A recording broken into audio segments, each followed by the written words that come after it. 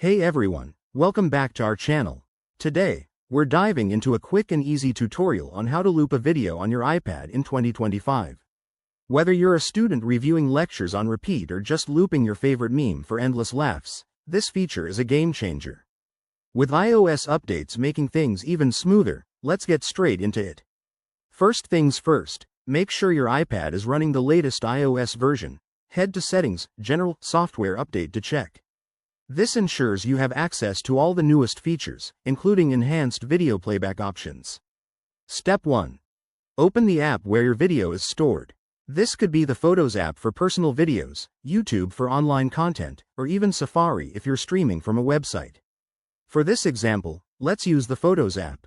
Step 2. Find and select the video you want to loop. Tap on it to start playing. Once it's playing, look for the playback controls at the bottom of the screen. Tap the screen if they're not visible. Step 3. In 2025, Apple has made looping super intuitive.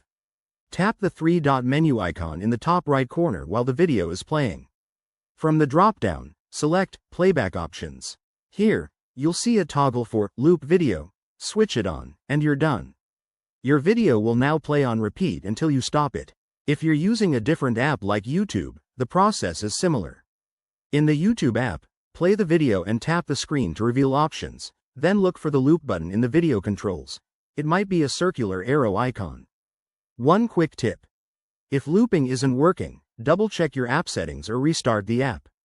This feature is great for presentations or workouts, but remember, it uses more battery, so keep an eye on that. And there you have it. Looping videos on your iPad is now easier than ever. If you found this helpful, give it a thumbs up, subscribe for more tech tips, and drop a comment below if you have questions. Thanks for watching, and see you in the next video.